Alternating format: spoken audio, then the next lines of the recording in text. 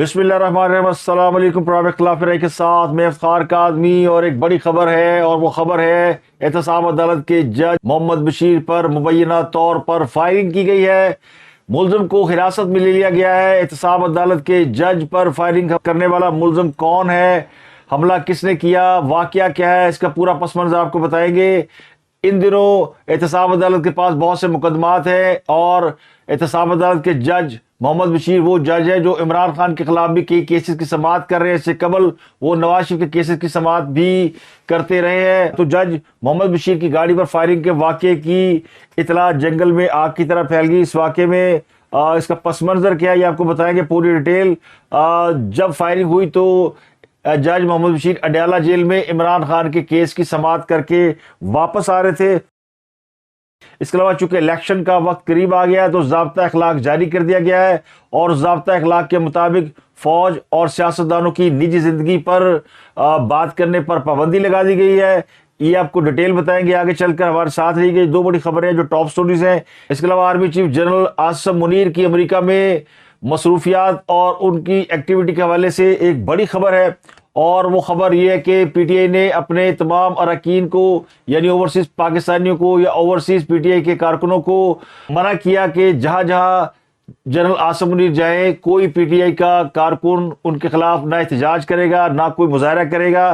तो पीटीआई की जानिब से जनरल आसिम मुनीर के दौरा अमेरिका के दौरान मुकम्मल खामोशी, ये फौज की तरफ माफ़ी का परवाना है या फौज से माफ़ी की दरख्वास्त है। ये डिटेल मैंने आपको बतानी है, बड़ी इंपॉर्टेंट डिटेल है। इसके अलावा पीटीआई ने जो वर्चुअल जलसा किया था उसमें जितने लोग शरीक थे उनकी तलाश शुरू हो गई है। और एक और अहम खबर ये है कि पीटीआई के वो लोग जो कि गिरफ्तार हुए, उसके बाद मुनहरफ हुए, उन्होंने इंटरव्यूज दिए या उन्होंने प्रेस कॉन्फ्रेंस की, वो लोग भी गायब पाए गए हैं। तो फरूख हबीब जो कि फैसलाबाद के एमएनए रहे हैं, उनको ग्वादर से गिरफ्तार किया गया था, वो भी एक इंटरव्यू देने के बाद और इस्तेकाम पाकिस्तान पार्टी के साथ बैठकर प्रेस कॉन्फ्रेंस करने के बाद से गायब है।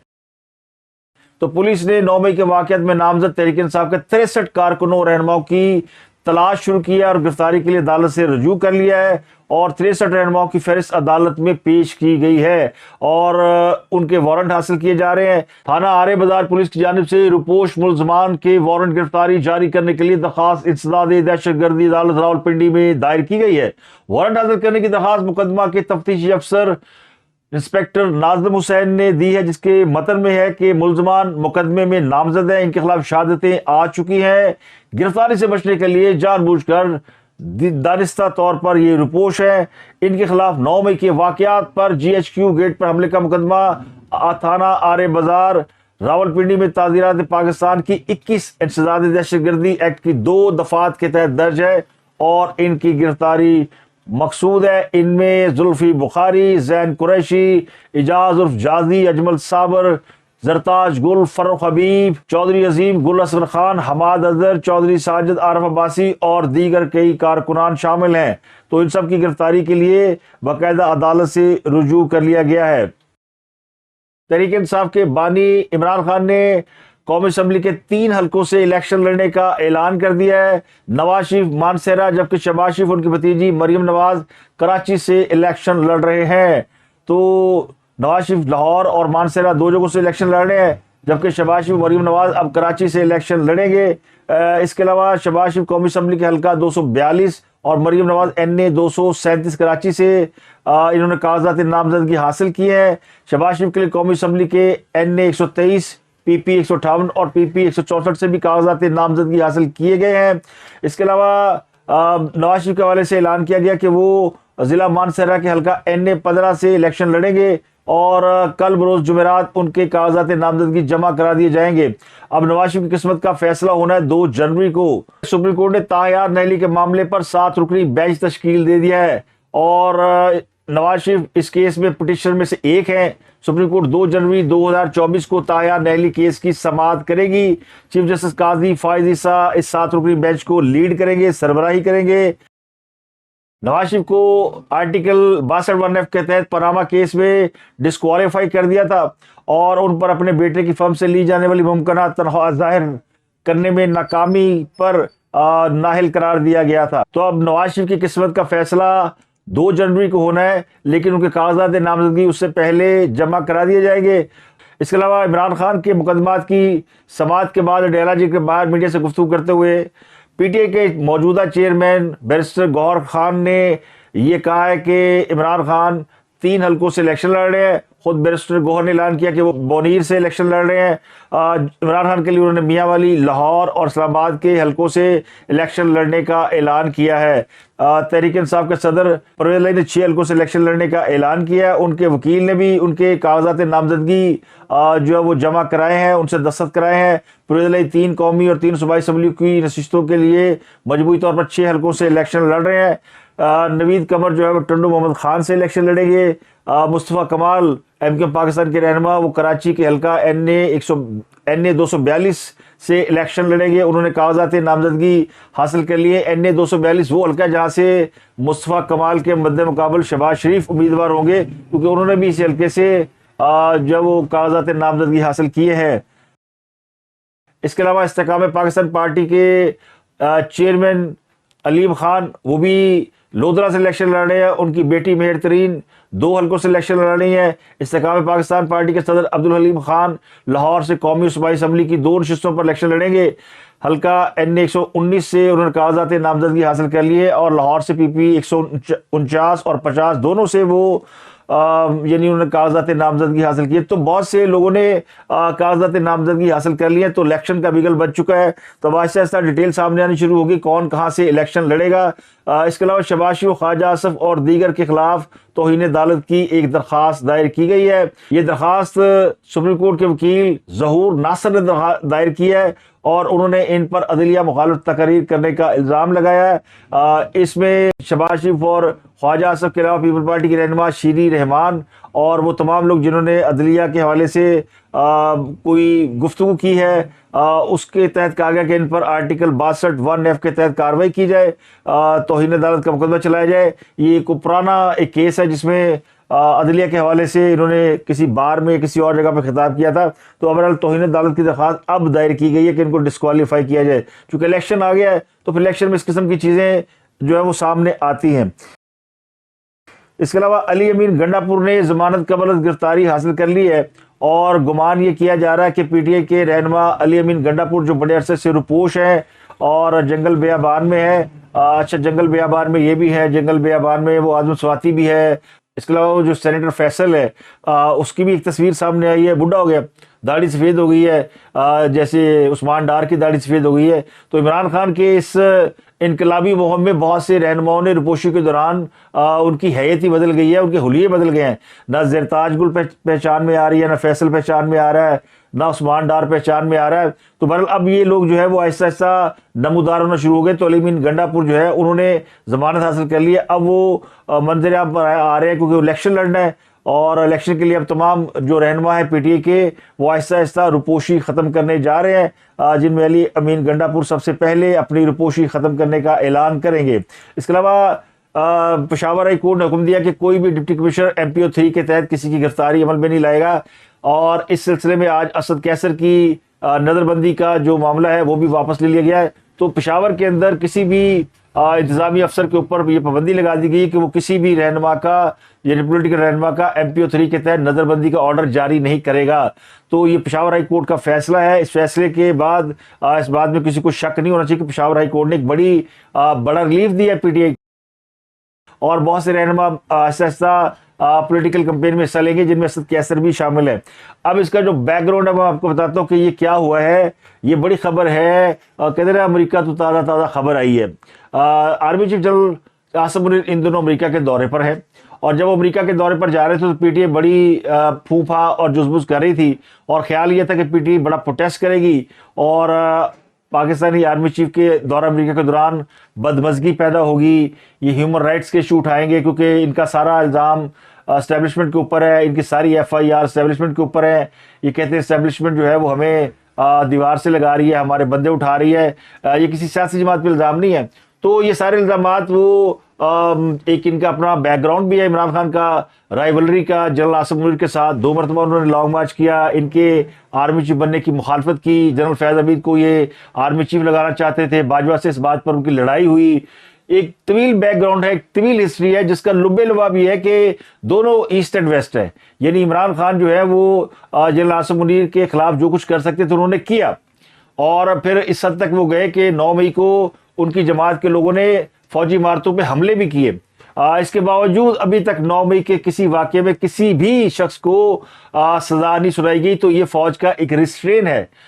بے شک 9 مئی کے واقعہ تو گزرے ہوئے اب 6 مہینے سے زیادہ ہو گئے ہیں, اور اب آلموسٹ لوگ جو ہے کافی سزا کاٹ چکے ہیں. یعنی جتنی سزا عدالتیں سناتی ہیں, اگر کوئی اس سے اگر یہ دیکھا جاتا ہے کہ 9 مئی کے واقعات کا جو لوگ ہیں ان کے فوجی عدالتوں میں ٹرائل ہونے, تو یہ اب تک ٹرائل ہو چکے ہوتے, اب تک سزائیں ہو چکی ہوتی, اور لوگ سزائیں کاٹ بھی چکے ہوتے.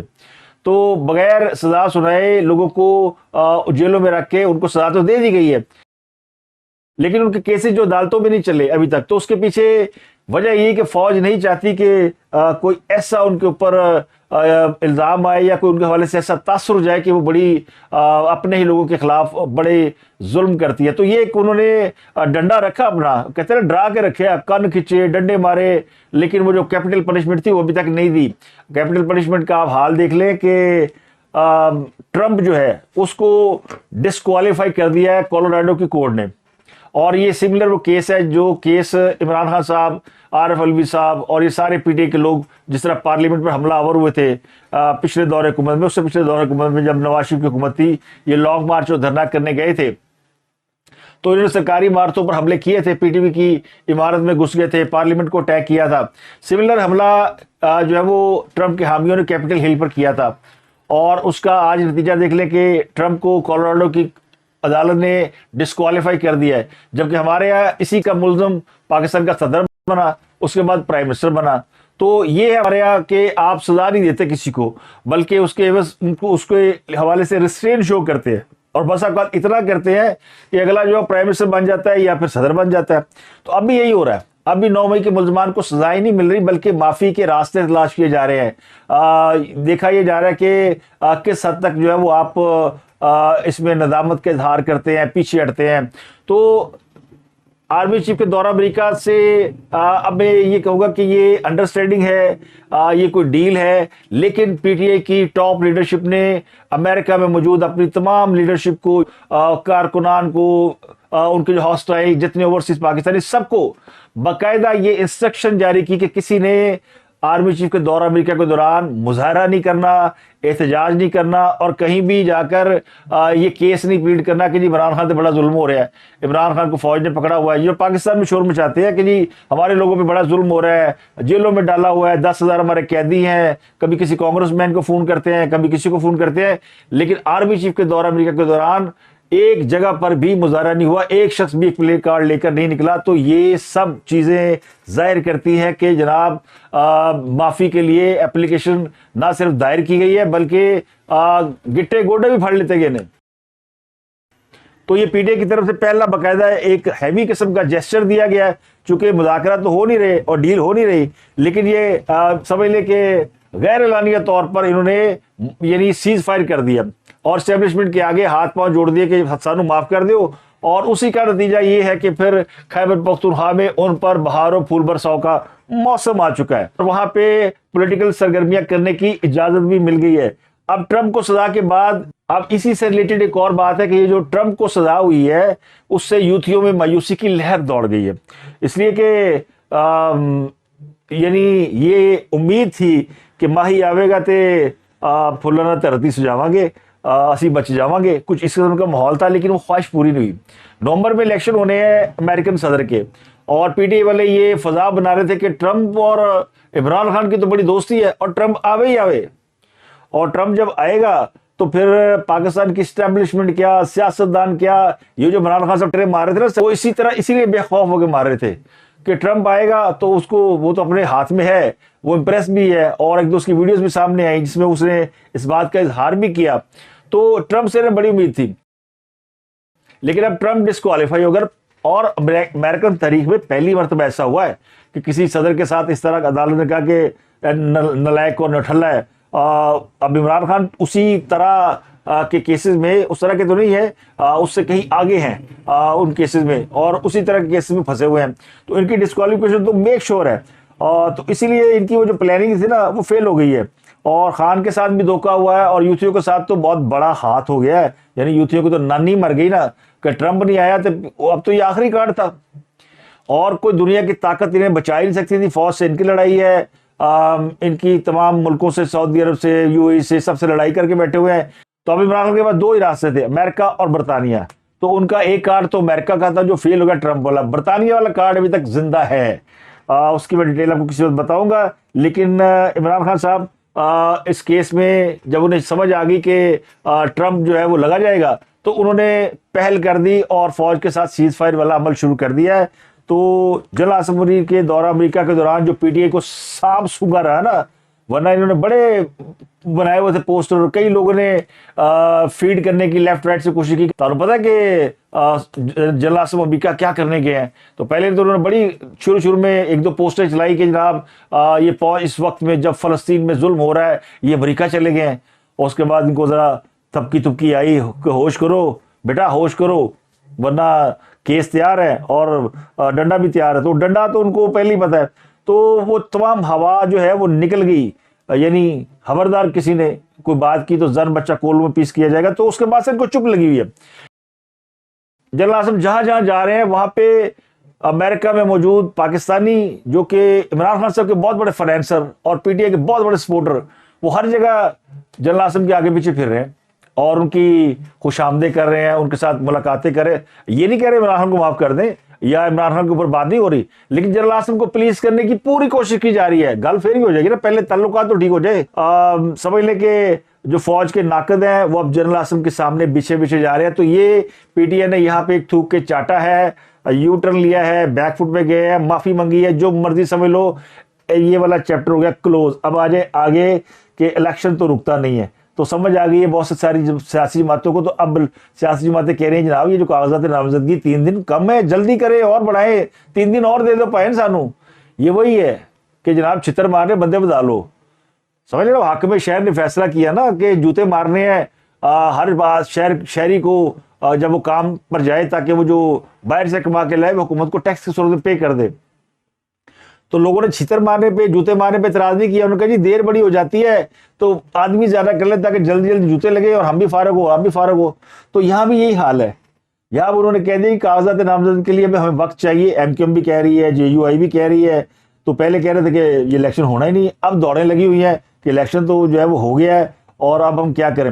تو ایک اور بڑی خبر, وہ خبر یہ کہ ضابطہ اخلاق جاری ہو گیا ہے. الیکشن کمیشن آف پاکستان نے 80 نکات پر مشتمل انتخابی ضابطہ اخلاق جاری کیا ہے. نگران حکومت سمیت صدر, وزیر اعظم, چیئرمین, ڈپٹی چیئرمین, سینٹ اور تمام پبلک آفس ہولڈر کے انتخابی مہم میں حصہ لینے پر بین لگا دیا گیا ہے.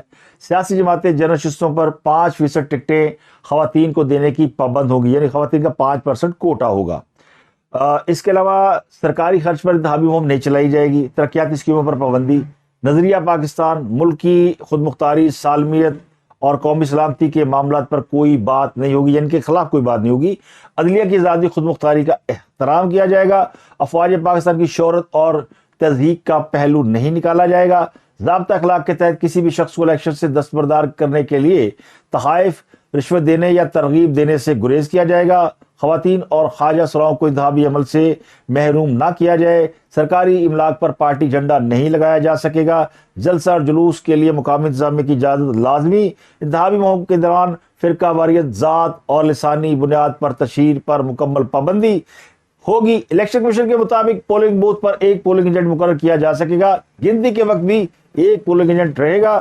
میڈیا کے خلاف ہر قسم کے تشدد سے سیاسی جماعتیں کارکنان کو روکیں. ہتھیار اور اسلحہ کی نمائش پر پابندی ہوگی. سیاسی جماعتوں کے رہنما اور کارکنان کی نجی زندگی پر تنقید سے گریز کیا جائے, اور اس کے علاوہ فوج کی تضحیک نہیں کی جا سکے گی. تو یہ ضابطہ اخلاق جو ہے وہ 80 پوائنٹس پر مشتمل ہے, جو 2024 کا الیکشن ہے اس کے لیے جاری کیا گیا ہے.